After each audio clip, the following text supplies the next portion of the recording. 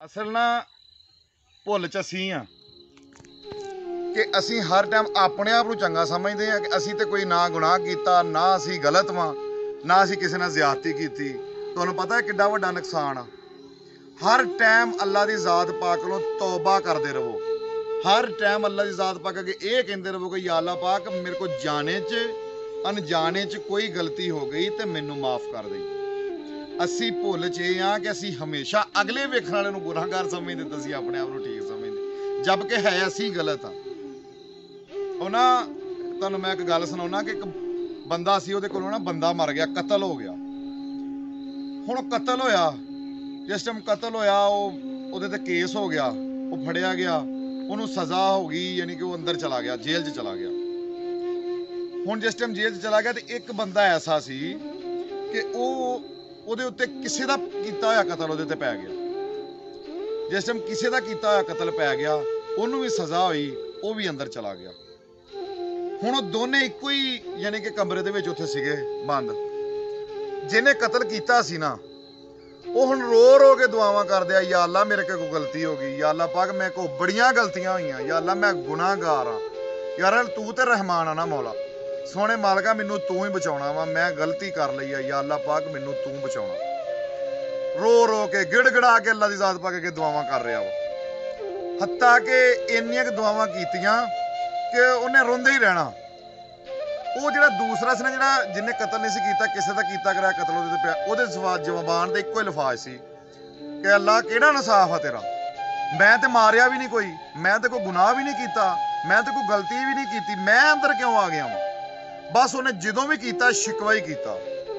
हत्ता के टाइम गुजरता रहा, उन्होंने तरीक पई, अदालत चले गए।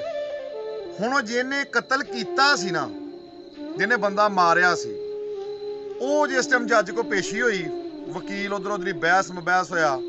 मुख्तसर गल करदा वां, टाइम की कमी आ, कि जज ने उस बंदे नूं बाइज्जत बरी कर दिता।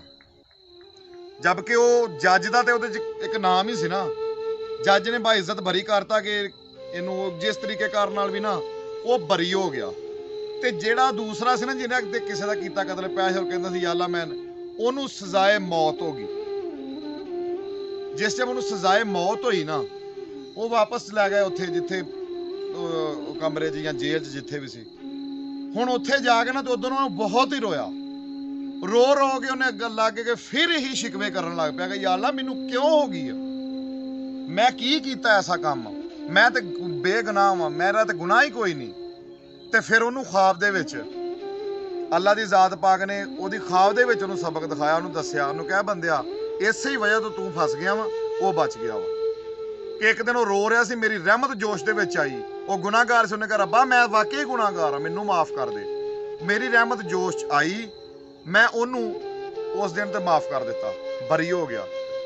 तू भी कतल किया तो उन्हें भी किया।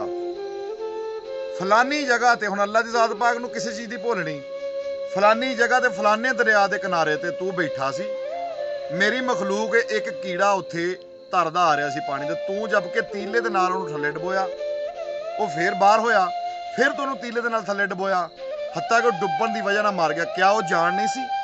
तू किद्दां कहना मैं नहीं गुनाहगार है, वो भी कतल ते वो भी कतल, वो भी जान लई, तू भी जान लई।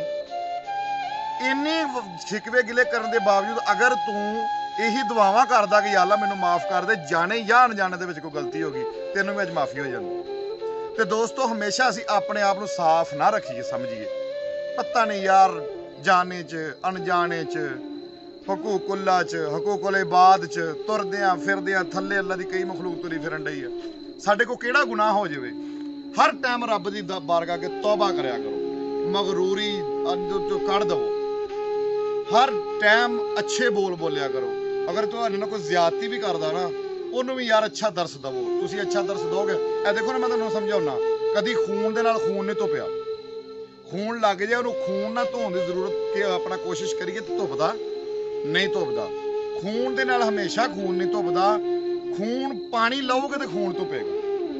ते दोस्तों सख्त जबान दे नाल गल नहीं हुंदी। देखो अगर तुसीं इस तरह करदे हो ना तो दोनों नूं तकलीफ है, अगर एक इस तरह करना दूसरा इस तरह करता है ना, यार मामला ही खत्म। छोटी जी गल आ, लम्हा फिक्रिया वा, ਥੋੜਾ ਜਿਹਾ ਨਾ ਆਪਣੇ ਆਪ ਨੂੰ ਸਲੋ ਕਰੋ, ਆਪਣੇ ਆਪ ਨੂੰ ਅਗਲੇ ਨਾਲੋਂ ਮਾੜਾ ਸਮਝਣਾ ਸ਼ੁਰੂ ਕਰ ਦਿਓ ਤੇ ਤੁਸੀਂ ਸਭ ਨੂੰ ਇਨਸ਼ਾਅੱਲਾ ਤਾਲਾ ਅਗਲੇ ਤਗੜੇ ਹੋ ਜਾਓਗੇ। ਤੇ ਦੋਸਤੋ ਅੱਜ ਦਾ ਮੇਰੀ ਇਹ ਵੀਡੀਓ ਸੀ ਤੁਹਾਡੇ ਅੱਗੇ ਗੱਲ ਦੱਸੀ ਜਿਹੜੀ, ਇਹਦਾ ਮਕਸਦ ਇਹ ਹੈ ਕਿ ਕਿਸੇ ਨੂੰ ਗੱਲ ਸੁਣ ਕੇ ਮੇਰੀ ਗੱਲ ਤੇ ਸ਼ਾਇਦ ਕੋਈ ਅਮਲ ਕਰ ਲੈ ਤੇ ਮੈਂ ਵੀ ਗੁਨਾਹਗਾਰ ਆ, ਮੈਨੂੰ ਵੀ ਅੱਲਾ ਇਜ਼ਾਤ ਬਖਸ਼ ਦੇਵੇ। ਤੇ ਤੁਹਾਡਾ ਆਪਣਾ ਲਾਲਾ ਵਕਾਰ YouTube ਤੇ ਲਾਲਾ ਵਕਾਰ ਦੇ ਨਾਮ ਤੋਂ ਮੇਰਾ ਚੈਨਲ ਆ। ਤੇ ਮੇਰੇ ਨਵੇਂ ਵੇਖਣ ਵਾਲੇ ਦੋਸਤਾਂ ਅੱਗੇ ਮੇਰੀ ਰਿਕੁਐਸਟ ਹੈ ਕਿ ਮੇਰੇ ਚੈਨਲ ਨੂੰ ਸਬਸਕ੍ਰਾਈਬ ਕਰੋ, ਬੈਲ ਦੇ ਬਟਨ ਨੂੰ ਜ਼ਰੂਰ ਦਬਾ ਦਿਓ, ਔਰ ਜਿਹੜੇ ਦੂਸਰੇ ਦੋਸਤ ਮੇਰੇ ਵੇਖਣੇ ਕਮੈਂਟ ਦੇ ਵਿੱਚ ਮੈਨੂੰ ਦੱਸੋ ਵੀਡੀਓ ਕੈਸੀ ਬਣੀ। ਦੁਆਵਾਂ 'ਚ ਯਾਦ ਰੱਖਿਓ। ਅਸਲਾਮ ਵਾਲੇਕੁਮ।